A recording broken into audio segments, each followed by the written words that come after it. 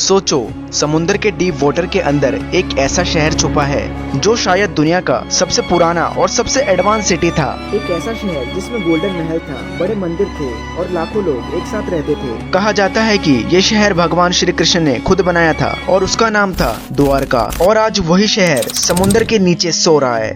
और असली मिस्ट्री ये है, क्या द्वारिका एक कहानी थी या एक रियल लॉस्ट सिटी जो हिस्ट्री ने हमसे छुपा ली। 1988 में गुजरात के कोस्ट पर साइंटिस्ट ने अंडर वाटर रिसर्च शुरू की।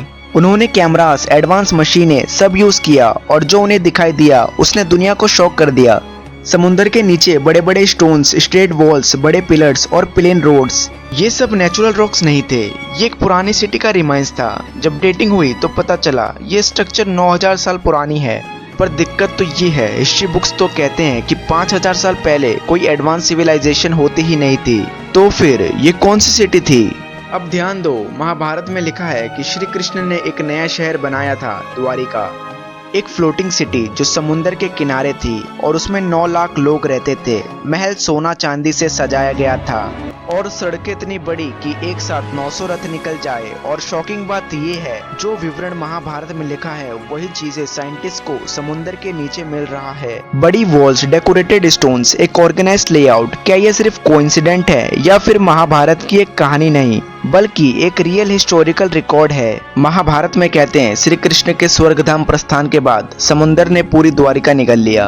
एक दिन शहर था और अगले दिन सब कुछ पानी में। साइंस कहता है शायद एक सुनामी आई होगी या सी लेवल बढ़ गया होगा।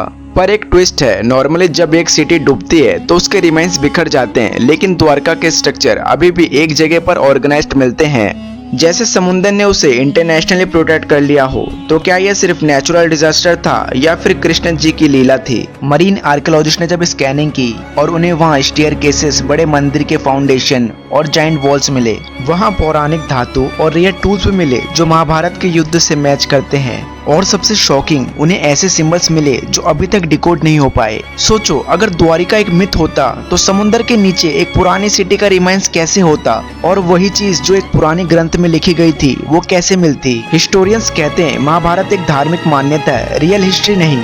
लेकिन अगर ये सिर्फ एक कहानी होती तो द्वारका जैसे प्रूफ समुद्र के नीचे मिलते ही क्यों? 9000 साल पुराना सिटी का होना एक नॉर्मल कोइंसिडेंट नहीं है। क्या हिस्ट्री बुक हमें आधा सच बता रहा है? क्या हम अपने पास्ट के बारे में उतना जानते ही नहीं जितना सोचते हैं? और अगर भगवान श्री कृष्ण के समय इतना एडवांस सिटी एग्जिस्ट करती थी तो इसका मतलब है ह्यूमन सिविलाइजेशन हमारे आज के समय से कहीं ज्यादा एसेंट और एडवांस थी। द्वारिका आज भी समुद्र के नीचे छुपी हुई है। कुछ लोग कहते हैं ये भगवान श्री कृष्ण की दिव्य लीला है और कुछ लोग कहते हैं ये एक लॉस्ट सिविलाइजेशन का प्रूफ है। लेकिन असली सवाल तुम्हारे लिए है, तुम क्या मानते हो? क्या द्वारिका एक मिथ है जो सिर्फ शास्त्रों में लिखा गया है या फिर एक रियल हिस्ट्री जो समुद्र के नीचे अपना सच हमसे छुपा कर बैठी है?